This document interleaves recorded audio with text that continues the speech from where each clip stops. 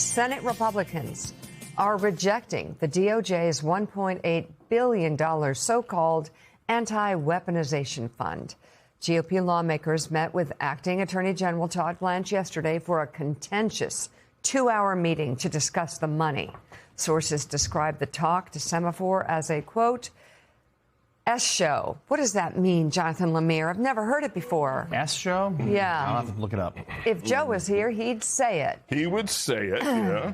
So following the S-show meeting, several Senate Republicans spoke publicly against the fund. Senator Lisa Murkowski of Alaska said the White House dropped a bomb with the plan. Former Majority Leader Mitch McConnell called it utterly stupid, morally wrong in a statement to Punchbowl News. And you know what they say, Lemire. When you've lost Ron Johnson.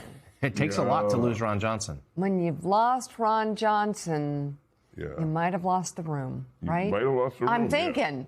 So Senator Ron Johnson called the fund, quote, a galactic blunder. The discontent with the fund was so strong among Republicans that some signaled they would be willing to cross the aisle to support Democratic amendments aimed at blocking it.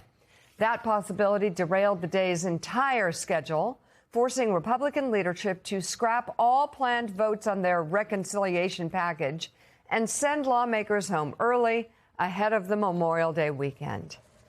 Well, good for them. Yeah. I mean, nothing bad to say about that. The Senate will now have a week-long recess, Willie, before coming back to Washington.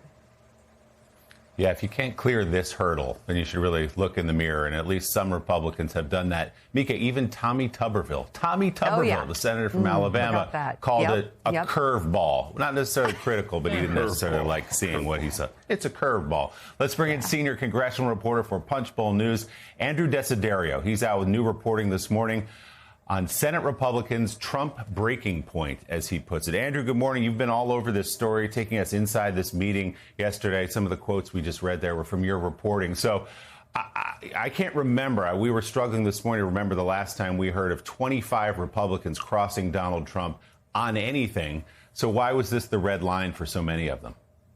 Not just 25 crossing him, but actually doing so in one of these private meetings. I mean, usually when Senate Republicans have their lunch meetings, it's like 6 or 8 members who will speak up, sometimes give a pitch about something they're working on. But this was sort of 25 members, half the conference, just giving uniform opposition to this proposal, this fund, and not only saying to Todd Blanche that he needs to understand the political side of this in addition to the legal side, but also work with them on suggesting ways that they can use this reconciliation bill to curtail or restrict somehow this fund, whether it's, for example, one of the proposals that was pitched inside the room was to make the 5 commissioners who are in charge of judging the payouts, make them sort of subject to congressional approval, or, develop some guidelines for who these people have to be. In other words, to make them more independent. Another thing they discussed in the room was limiting the ability of these payouts to go to those who were convicted of assaulting police officers on January 6th, for example.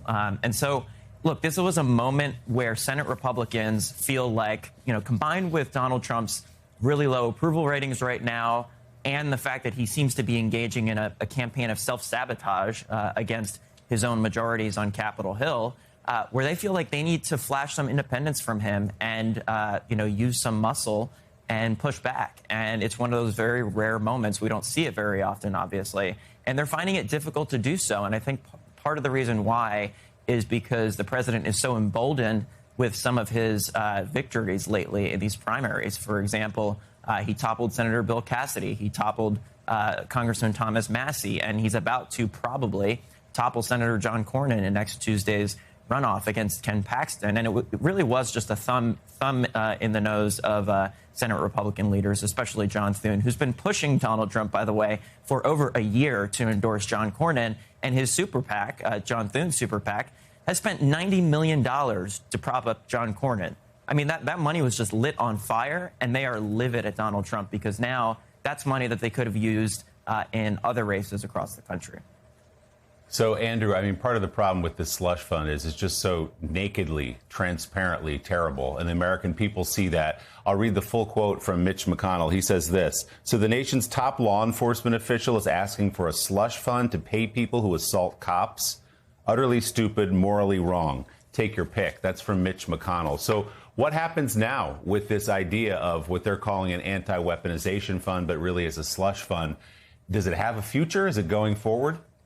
Well, look, there aren't the votes in the Senate right now to proceed to the reconciliation package, which, by the way, is all about ICE funding and Border Patrol funding, right? This is something Republicans want to be talking about because it's something that unifies them. And what Senator Lisa Murkowski told me, for example, was that the White House dropped this bomb on them this week, just as this reconciliation package appeared to be on a glide path. And by the way, Republicans had already bucked Trump as it relates to this package on the ballroom security funding request. They were prepared, and they still will, take it out of this legislation before it hits the floor.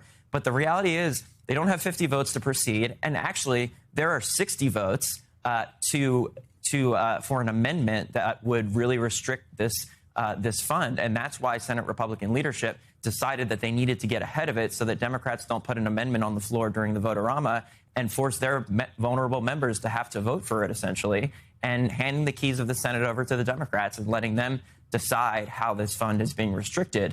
Now, I think there's a lot of bipartisan agreement, so I don't know that Democrats and Republicans would necessarily write this a different way. But what John Thune told me yesterday was that the administration needs to help them on this, right? In other words, you got us into this mess. You need to help us get out of it.